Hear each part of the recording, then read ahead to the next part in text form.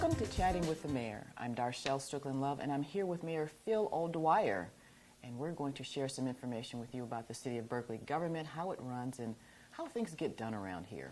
Well, Berkeley's a great city, has a great mayor, but we also have a city manager. Right. And we're going to talk about how this form of government works today with Mayor Phil O'Dwyer. So, Mayor O'Dwyer, what is the city manager form of government?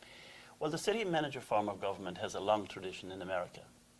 It is a kind of reaction to the old days of the political machines, the influence of big political operations running cities was found to be ineffective. And it was a move to a more scientific approach to managing communities.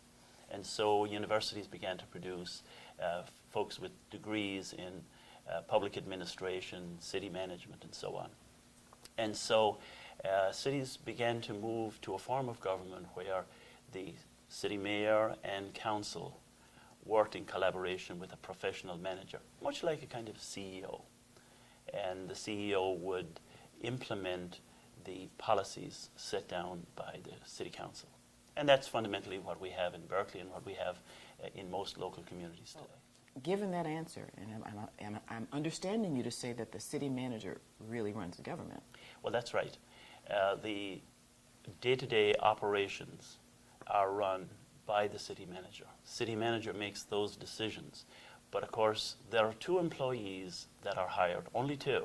We have 69 employees and 115 part-time employees in the city of Berkeley. And all of them, except 2, are managed by the city manager. The 2 that the city council and mayor hire, supervise, and can ultimately discharge are the city attorney and the city manager. So the city manager makes all decisions for the remaining employees.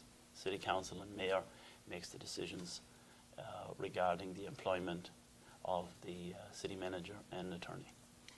But that can't be the only thing that the mayor does now. So what else? What do you really do in real life, Mr. Mayor?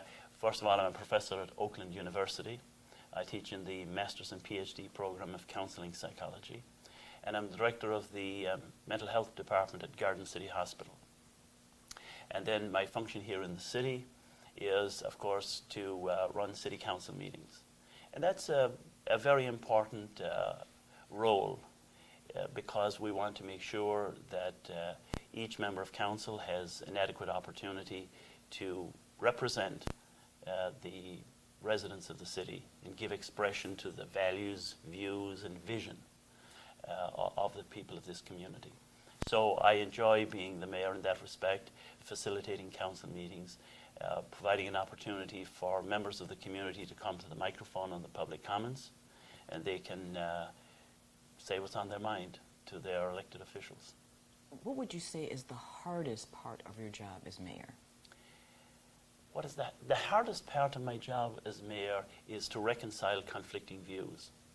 Because sometimes you can have 2 positions that both have appeal, but you can only do one of them. And the second, maybe most difficult, is the management of the budget. We have a $22.6 million budget in the city. That's a substantial amount of money.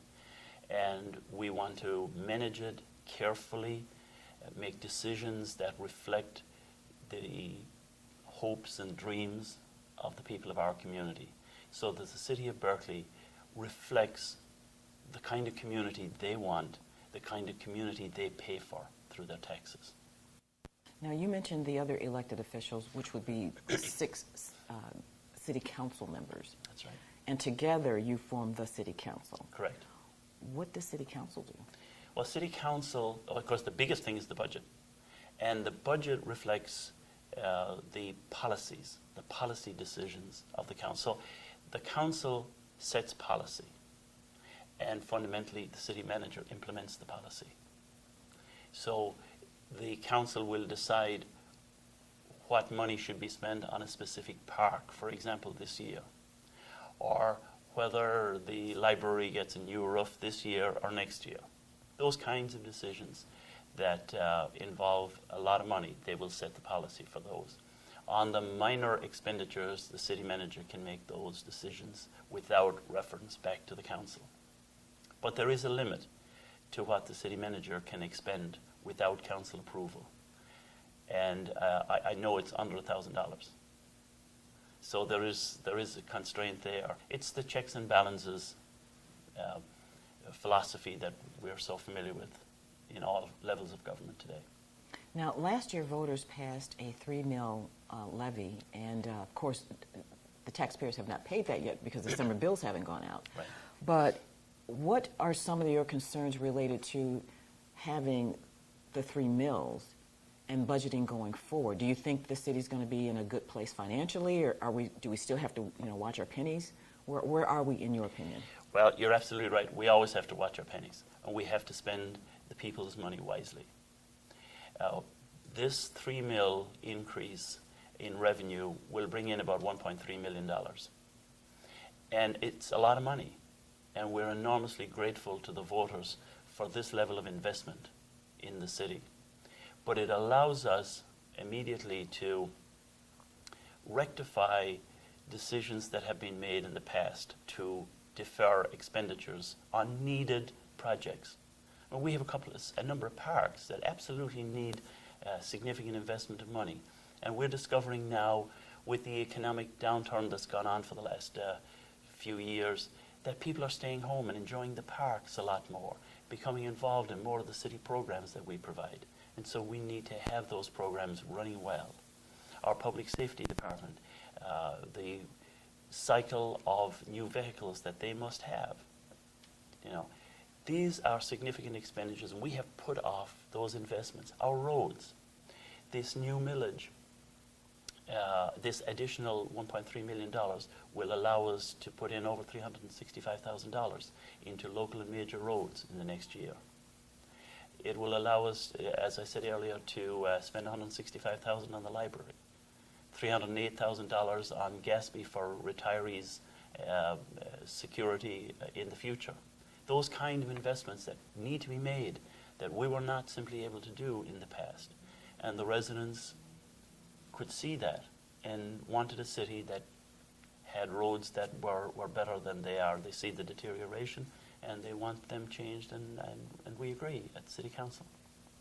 So as issues come up, and I'm thinking specifically about state issues, given the fact that our City Council and Mayor are not full-time elected officials, how do you interact with the state and federal legislators?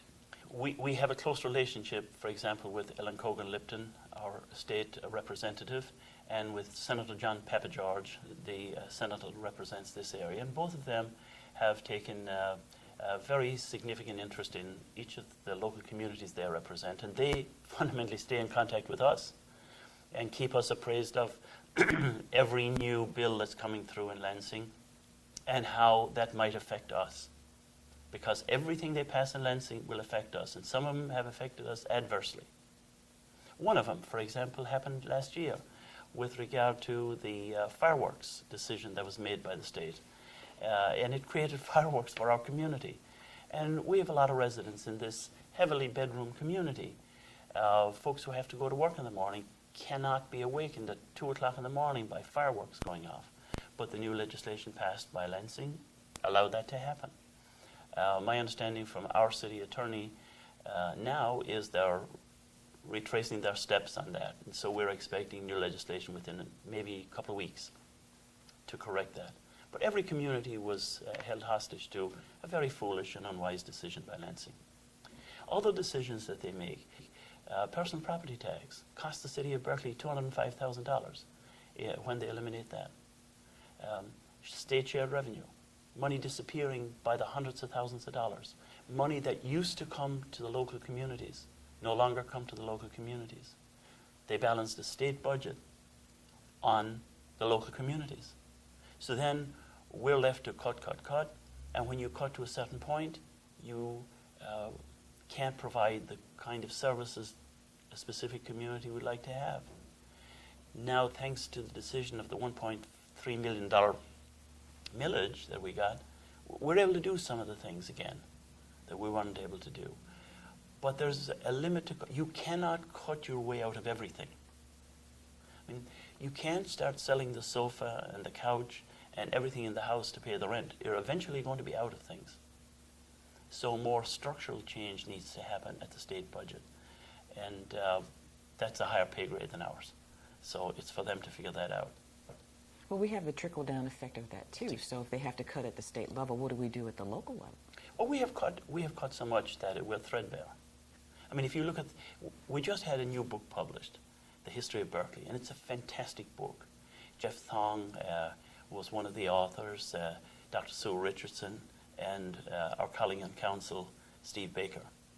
And they put together a marvelous history of the city. But you look back at the amount of employees the city had 25, 35, 40 years ago.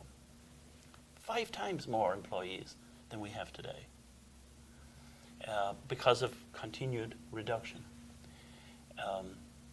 Now we have more technology also that helps a little bit today.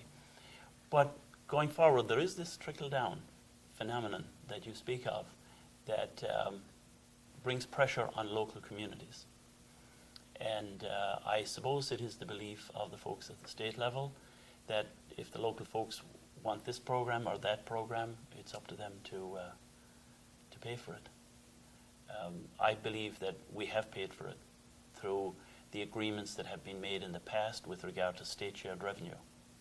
These were agreements that were made with communities. And all of a sudden, the state was able to just rescind those. Say, we're no longer doing that, thank you very much. And so the local communities are left carrying the bag.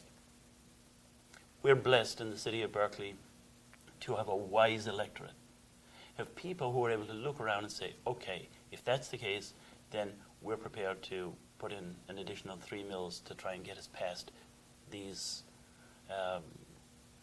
shortfall funds and have the kind of community we want.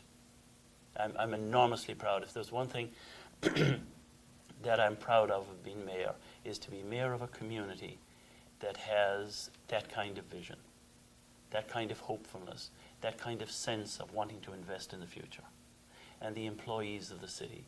Do you know that 2 years ago, when the financial constraints got to be really bad, the employees of this city handed back close to $700,000 in terms of benefits that they were willing to forego in order to help out the city. That makes me enormously proud to be the mayor and leader of 69 employees, 115 part-time employees, and 4 contract folks. It makes me very proud to think that they're willing to do that, to make this town the kind of town that they can be proud of, that they can raise their children in. And so looking at the budget probably is the biggest challenge, and will always be. I have to ask you this question. There are 7 city council members, and I'm sure that as you discuss the budget, what priorities are and so forth, is it really possible that all of you agree about all of the same things? Oh, no. And then if you don't, how do you manage that conflict? How do you get things resolved? How do you move forward? I'll tell you how that's done. It's done by compromise. We have 6 tremendous members of council, each one bright, talented, focused, and understands that we all can't get our preferences met all the time. And so there is a give and take. And so if one council member is really passionate about expending money in one area, and we don't have it, we make a kind of a tentative agreement saying it is a valuable expenditure. It is something that would be good for the community, but fundamentally we don't have that kind of money. So we think about next year. Maybe we put that in next year's budget. So that kind of compromise and people willing to work, a sense of goodwill and cooperation amongst the council members, a kind of esprit de corps that is very, very nice. I can't ignore the fact, Mr. Mayor, that you have this wonderful Irish accent. How did you get to Berkeley and become the mayor? Well, that's interesting. I came to the United States on the 16th of August, 1973. And if you're doing the math, that will be 40 years ago in a couple of months. I came to graduate school at the University of Notre Dame and came back here then to teach in local universities. And the interest in public service is what brings me to the role of being on city council and now being mayor. The idea of making a difference in the community. I think one of the things you learn at Notre Dame is the value of being a contributor to your community. And I took that kind of message and implemented it locally as best my talents would take me. And as mayor, I have the opportunity to make a difference, to advance the vision of our town. I've lived in Berkeley since 1980. That's 33 years. I love this community. I love this town. I am so impressed by the level of volunteerism. The amount of volunteers that run so many signature events, being part of that whole effort is exciting to me. Thank you, Mr. Mayor. Thank you. And thank you for watching Chatting with the Mayor. Have a great day.